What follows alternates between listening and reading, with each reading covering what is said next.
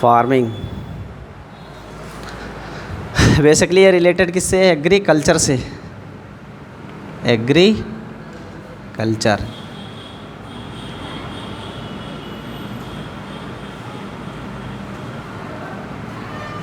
देखो, फार्मिंग दो प्रकार की होती है। एक है ऑर्गेनिक फार्मिंग और एक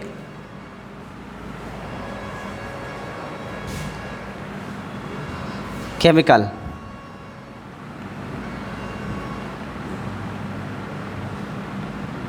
मैं इसका नाम ही केमिकल फार्मिंग लिख देता हूँ, आसान रहेगा समझने में। देखो, फार्मिंग दो तरीके की, ऑर्गेनिक फार्मिंग और केमिकल फार्मिंग। इंडिया में हम लोग पहले ऑर्गेनिक फार्मिंग ही करते थे। धीरे धीरे जैसे रिवोल्यूशन आया, आपने पढ़ा होगा green revolution, white revolution, blue revolution, gold revolution, पढ़े हो? तो ये जो रिवोल्यूशन आए उसमें हमने क्या किया, मशीनों का, हाई टेक्नोलॉजी का इस्तेमाल किया गया। उसमें केमिकल्स का भी यूज़ किया गया। जैसे केमिकल्स में आपने देखा होगा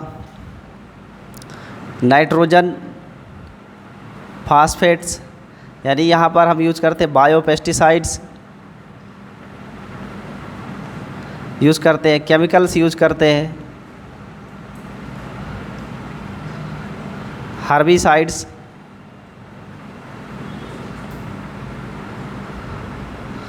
इनकी वजह से जो फसलें होती हैं, जो क्रॉप्स होती है, वो टॉक्सिक हो जाती है, एलिमेंट्स इनके अंदर आ जाते हैं। ज़्यादा से ज़्यादा बायोकेमिकल का यूज़ करने की वजह से जो क्रॉप्स होती है ना, वो क्रॉप्स क्या हो जाती है, टॉक्सिक एलिमेंट से भरपूर हो जाती है। और जब हम इनका भोजन करते हैं, इन्हें खाते हैं, तो हमारे शरीर में बहुत सारे टॉक्सिक एलिमेंट बन जाते हैं और वो वेस्ट होते हैं, वो शरीर को नुकसान पहुंचाते हैं। ठीक है, इनसे बचने के लिए आजकल जो टेक्निक इस्तेमाल की जा रही है वो क्या है, ऑर्गेनिक फार्मिंग है। ऑर्गेनिक फार्मिंग के सबसे अच्छे उदाहरण क्या है कि इसमें हम no use of chemical, biochemical, जो लैब में तैयार किए गए केमिकल्स होते हैं, जैसे पेस्टिसाइड्स है, हर्बिसाइड्स है, इनका हम यूज नहीं करते। जैसे यूरिया खाद है, यूरिया का नाम सुना होगा, नाइट्रोजन का कंपोनेंट होता है, कार्बन के साथ मिलके बनाता है। यूरिया यूज़ करते हैं, फास्फेट यूज़ करते हैं, जिंक यूज़ करते हैं, सारे के सारे क्या है, केमिकल्स है। और ये केमिकल्स प्लांट्स के अंदर जाके स्टोर हो जाते हैं, जिसकी वजह से उनके अंदर टॉक्सिक एलिमेंट्स की मात्रा बढ़ जाती है, जो हमारे शरीर के लिए बहुत ही घातक है। इससे एक तो न्यूट्रिशन कम हो जाता है, न्यूट्रिशन वैल्यू कम हो जाती है, और दूसरा हमारे शरीर के लिए जो सेल्स होती है उनके लिए हार्मफुल होता है। तो इससे बचने के लिए अब इस 21वीं सदी में लोग किस पे ज़्यादा फोकस कर रहे हैं, ऑर्गेनिक फार्मिंग में। ऑर्गेनिक फार्मिंग में हम लोग पेस्टिसाइड का यूज़ नहीं करेंगे। जैसे खेतों में अगर मान लो नाइट्रोजन की कमी है, नाइट्रोजन की कमी है, तो उस नाइट्रोजन की कमी को पूरा करने के लिए हम बहुत सारे प्लांट, छोटे छोटे थे घास वाले पौधे, उनको खेत में लगाते हैं, फिर उनकी जुताई कर देते हैं, तो वो नाइट्रोजन की भरपाई कर देता है। उसके बाद में जो गाय भैंस होती है, उनके मनूवर्स, जो मनूवर्स होते हैं ना, वेस्ट अपशिष्ट पदार्थ, उनका इस्तेमाल करके खाद बनाते हैं, ऑर्गेनिक खाद बनाते हैं, उसको खेतों में डालते हैं। और अगर कीट पतंगे लग जाएं फसलों में, तो उसके लिए हम नीम का पाउडर इस्तेमाल करते हैं, नीम का छिड़काव कर देते हैं, जिससे कि वो फसलों पर जो कीड़े लगे हैं वो हट जाए। अच्छा काम करता है वो। तो ऑर्गेनिक फार्मिंग में हम एग्रीकल्चर के अंदर नेचुरल चीज़ों को उपयोग में लाएंगे, जिससे कि जो टॉक्सिक एलिमेंट्स की वैल्यू क्रॉप्स के अंदर बढ़ रही है वो 100% कम हो जाए। अब इसमें चुनौती ये है ऑर्गेनिक फार्मिंग में कि ऑर्गेनिक फार्मिंग के अंतर्गत जब भी आप फसलों को तैयार करते हो तो उसका थोड़ा सा जो अमाउंट ऑफ प्रोडक्टिविटी है वो कम हो जाती है। लेकिन केमिकल्स फर्टिलाइजर्स का उपयोग करके तो हम बहुत ज़्यादा प्रोडक्टिविटी बढ़ा चुके हैं फसलों की। जहाँ एक बीघे में पहले 2 कुंटल भी नहीं होता था, अब एक बीघे में 7-7 कुंटल गेहूँ हो रहा है, चावल हो रहा है। तो मात्रा तो बढ़ गई है, परंतु उसके साथ साथ टॉक्सिसिटी भी क्या हुई है, बढ़ गई है। इसकी वजह से हेल्थ प्रॉब्लम लोगों को होने लगी है, जबकि भोजन खाने से लोगों की स्वास्थ्य वर्धन होना चाहिए, अपोजिट हो क्या हो रहा है, लोगों का स्वास्थ्य डैमेज हो रहा है, हेल्थ डैमेज हो रहा है। इसको दूर करने के लिए ये ऑर्गेनिक फार्मिंग का इस्तेमाल किया जाता है। इसमें हम लोग बायोकेमिकल्स और इन सब चीज़ों का इस्तेमाल नहीं करते हैं, उनकी जगह अन्य अन्य जो बायो प्रोडक्ट्स है उनका इस्तेमाल करते हैं। अब इस ऑर्गेनिक फार्मिंग के फ़ायदे क्या क्या है, क्या क्या इसके बेनिफिट्स हैं, वो हम लोगों के लिए एग्ज़ाम में आ सकते हैं लिखने के लिए कि right the 5 benefits of organic farming. ठीक है, तो उनमें से जो पहला बेनिफिट्स है वो है it is free of toxic elements. It is free of toxic elements. एक ऑर्गेनिक फार्मिंग में जो फसल तैयार होती है क्रॉप्स, उस क्रॉप्स में टॉक्सिक एलिमेंट्स नहीं पाए जाते हैं। दूसरा, it is possible to recycle the organic components. हम इसे रिसाइकल कर सकते हैं, एक बार यूज़ करो फिर उसका उपयोग करके फिर रिसाइकल करके फिर से यूज़ कर सकते हैं। तो पहला प्रॉपर्टी है कि ये टॉक्सिक एलिमेंट्स इसमें नहीं होते हैं। दूसरा प्रॉपर्टी है कि इसमें रिसाइकलिंग की जा सकती है। तीसरा, it provides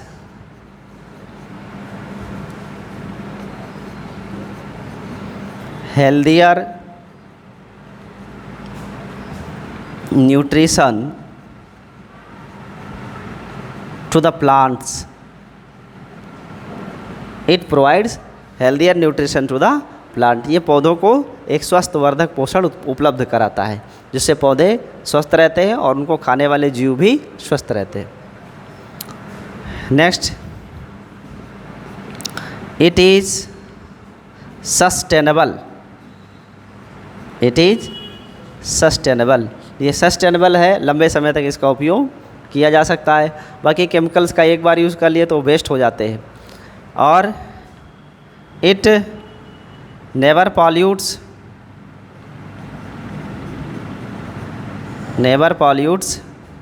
water, air, soil dot. Soil भी जो होती है ना, जैसे ज़्यादा से ज़्यादा केमिकल यूज़ करने से जो सॉइल होती है ना वो बंजर हो जाती है। जैसे हरियाणा में, पंजाब में देखो इंदिरा गांधी चेक कैनल है ना, नहर है, उससे पानी लाकर खेतों की सिंचाई की गई तो जो रेगिस्तानी भूमि थी वो उपजाऊ हो गई। लेकिन अब उसमें इतना केमिकल यूज़ कर लिए हैं कि वो सतह जो उपजाऊ हुई थी फिर से क्या होती जा रही है, बंजर हो रही है। और आप यहाँ पर भी जो हम लोगों का अपना खेत है उसको भी आप ध्यान से देखो तो उसकी भी जो प्रोडक्टिविटी है वो धीरे धीरे कम हो रही है। तो इतना ज़्यादा हमने उसमें पेस्टिसाइड्स और केमिकल का इस्तेमाल कर लिया है कि वो अब डैमेज कर रहा है सॉइल को। भारत सरकार ने सॉइल को मेंटेन रखने के लिए हेल्थ कार्ड जारी किया है जिसे कहते हैं सॉइल हेल्थ कार्ड। पता होगा आपको, सॉइल हेल्थ कार्ड मिलता है और इसमें पूरे खेत के बारे में डिटेल वर्णन होता है, कौन कौन से केमिकल्स की ज़रूरत है, ज़रूरत के मुताबिक ही उस पौधों के अंदर या खेतों में हमें उन प्रोडक्ट्स को इस्तेमाल करना चाहिए। इसके लिए सॉइल हेल्थ कार्ड भी सरकार जारी कर रखी है। तो सबसे ज़्यादा फ़ायदा यही है कि ऑर्गेनिक फार्मिंग में कि ये कभी भी हमारे इन्वायरमेंट को पॉल्यूट नहीं करते हैं, चाहे उसमें वाटर हो, गैस हो, एयर हो, जो कुछ भी है उनको कभी ये पॉल्यूट नहीं करते और इन्हें हम रिसाइकल कर सकते हैं। ये सबसे अच्छा है, जो इन्हें आप नोट कर लीजिए, तब हम आपको बताते हैं।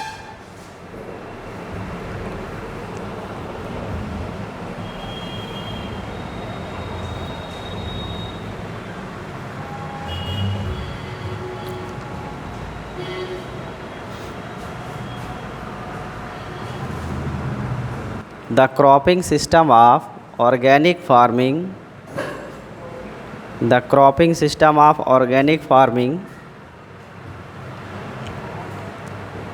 system of organic farming keeps insects, pests,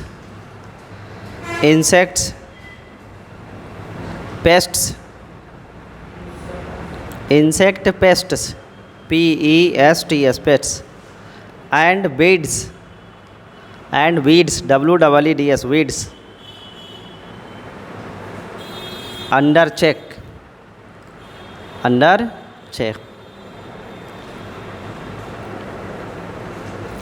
so organic farming is very important for the 21st century. 21वीं सदी के लिए ऑर्गेनिक फार्मिंग सबसे ज़्यादा महत्वपूर्ण है। इसमें ऑर्गेनिक फार्मिंग क्या है? It is the practice of raising crops which have not been polluted with the use of manures, biofertilizers and biopesticides।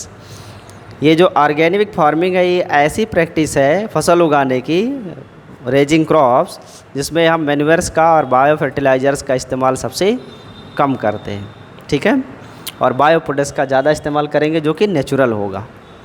जैसे वो गोबर से खाद बनाते हैं ना, गोबर से खाद बनाना, फिर उसके बाद में फसलों की जो डंठल होती है उसको सड़ा गला के उसको खाद के रूप में परिवर्तित करना, ठीक। और कुछ बातें हैं इसमें लिख लीजिए। नेक्स्ट, इम्प्रूवमेंट ऑफ क्रॉप्स, हाँ नेक्स्ट हेडिंग इम्प्रूवमेंट, अगली हेडिंग, हाँ नेक्स्ट हेडिंग, नेक्स्ट अगली हेडिंग, नेक्स्ट पेज से लिखिएगा। Improvement of crop yields, crop yields, yields, improvement of crop yield, YIELDS, yields, yes. इसमें फर्स्ट स्टेटमेंट लिखिए, agriculture is the science, agriculture is the science and practice of farming, is the science and practice of farming, comma, which mainly involves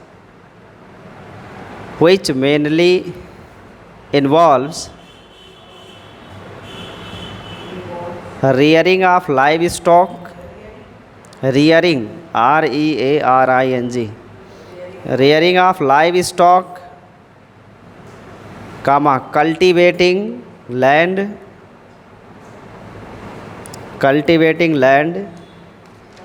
comma, crops,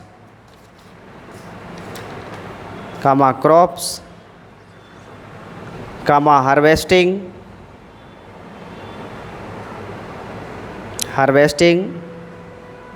and marketing the product,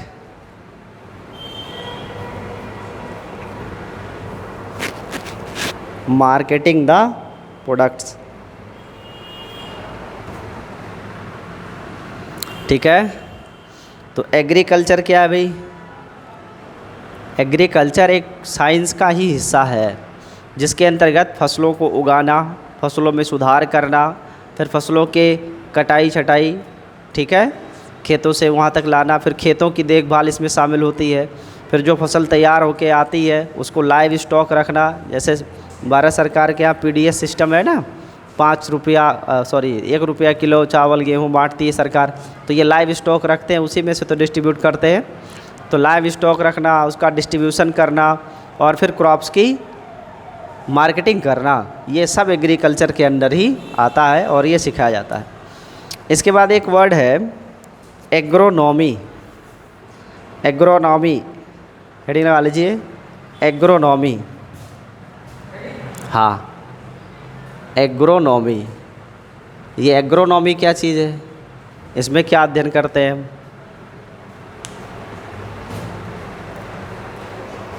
लिखिए, the branch of agricultural science, the branch of agricultural science, science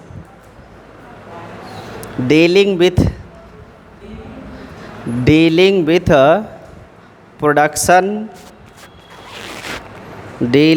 production of field crops,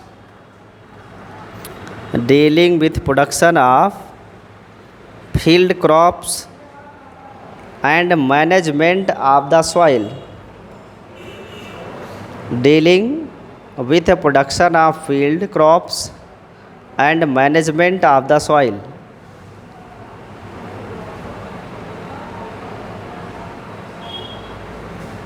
तो agronomy क्या है भाई? ये भी agriculture का ही एक branch है। एग्रोनॉमी क्या है? एग्रीकल्चर का एक ब्रांच है, लेकिन इसमें हम लोग बेसिकली क्या सीखते हैं? क्रॉप्स का प्रोडक्शन कैसे होगा और सॉइल जो है उसकी हेल्थ, दोनों के बारे में पढ़ा जाता है। हेल्थ सॉइल और क्रॉप प्रोडक्शन दोनों के बारे में अध्ययन किया जाता है। किस डिपार्टमेंट में? एग्रोनॉमी में। और agronomy is also a branch of agriculture. Next deal गया horticulture. Horticulture, yes, horticulture.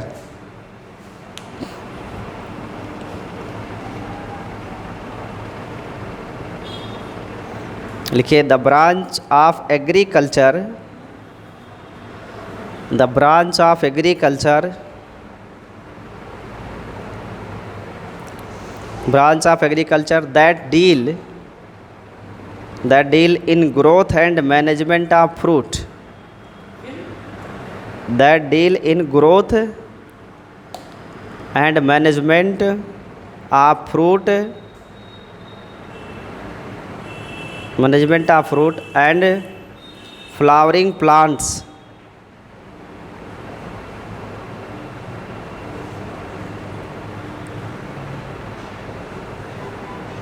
flowering plants in orchard and gardens. ORCHARDS, arts and gardens.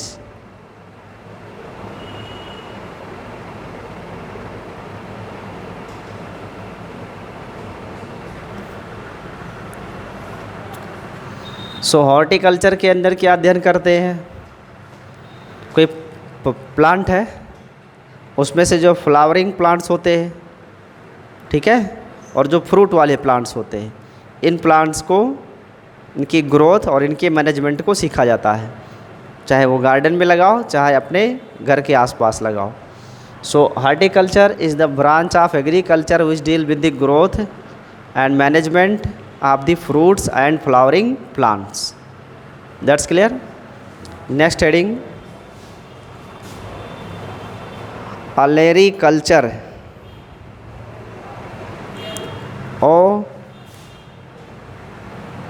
Olericulture.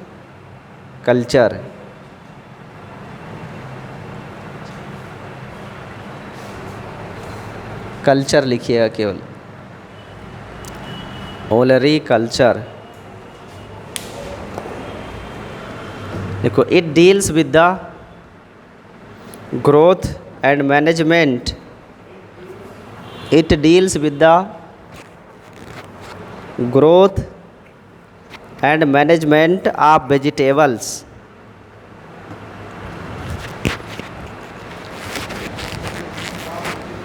yes, vegetables. जो सब्जियां होती है उनकी देखभाल करने के लिए और उनको समझने के लिए, उनकी फसलों को समझने के लिए जिस डिपार्टमेंट में हम अध्ययन करते हैं उसे कहते हैं ओलेरीकल्चर। नेक्स्ट लिखिए एक्वाकल्चर, एक्वाकल्चर, एक्वाकल्चर। एक्वा का मतलब पानी होता है, ठीक है। अब एक्वाकल्चर का मतलब पानी से ही संबंधित कुछ होगा। क्या है? लिखिए the farming and harvesting of plants, the farming and harvesting of plants, the farming and harvesting of plants and animals, plants and animals in bodies of water, in bodies of water for economic purpose, for economic purpose, is known as aquaculture. Is known as aquaculture.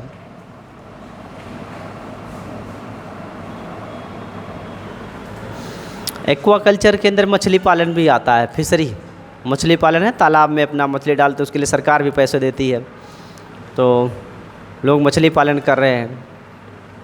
सीप होता मूंगा, उसका भी पालन करते हैं, मोती निकालते हैं। तो ये सभी के सभी कौन से कल्चर में आएंगे? एक्वाकल्चर के अंतर्गत आते हैं। इसके अंदर हम एनिमल्स और प्लांट्स दोनों का स्टडी करते हैं कि उन्हें किसी वाटर बॉडीज़ के अंदर कैसे डेवलप किया जाए और उनसे इकोनॉमिक लाभ कैसे लिया जाए। इकोनॉमिक मतलब पैसे कमाना, ठीक है। नेक्स्ट लिखिए एग्रोनॉमिस्ट। Agronomist, agronomist.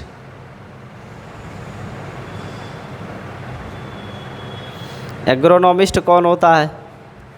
कोई साइंटिस्ट होता होगा एग्रोनॉमिस्ट, जो फसलों के बारे में अध्ययन करता है, क्रॉप्स के बारे में अध्ययन करता है, सीड्स के बारे में अध्ययन करता है और लोगों को ये जानकारियाँ देता है। उसका उपयोग करके लोग फसलों की कटाई, बुआई, जुताई करते हैं खेतों के साथ। तो लिखिए an agronomist, and agronomist studies crop disease,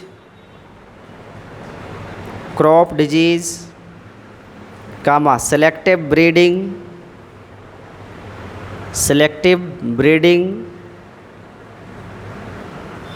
comma crop rotation and climatic factors,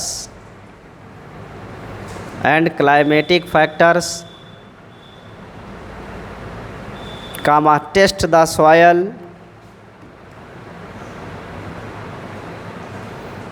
soil, comma investigates the causes of soil erosion, investigates the causes of soil erosion,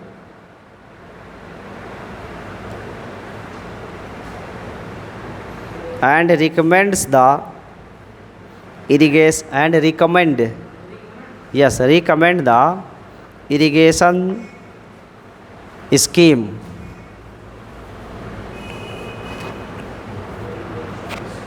Yes, recommend the irrigation scheme. तो agronomist कौन होता है भाई? Agronomist जो होते हैं वो ऐसे साइंटिस्ट होते हैं जो सॉइल का भी टेस्ट करते हैं, ब्रीडिंग की भी टेस्टिंग करते हैं, ब्रीडिंग भी करवाते हैं प्लांट्स में, क्रॉप रोटेशन भी करवाते हैं और इरिगेशन सिस्टम में भी ध्यान देते हैं। समय समय पर जानकारियाँ लोगों को प्रोवाइड कराते रहते हैं। आप भी अगर बनना चाहते हो एग्रोनॉमिस्ट तो आपको एग्रीकल्चर में ग्रेजुएशन करना होगा और उसके बाद में मास्टर डिग्री लेके आप भी एग्रोनॉमिस्ट बन सकते हो, ठीक है। इसमें बड़ी संभावना है, फिजिक्स, केमिस्ट्री, मैथ, बायो पढ़ने से ज़्यादा इसमें पॉसिबिलिटी है फ्यूचर में कि आप कुछ अच्छा कर पाओ, ठीक है। ये हो गया। अब इसके आगे बढ़ते हैं। हेडिंग लगाइए types of crops. Types of crops, types of crops.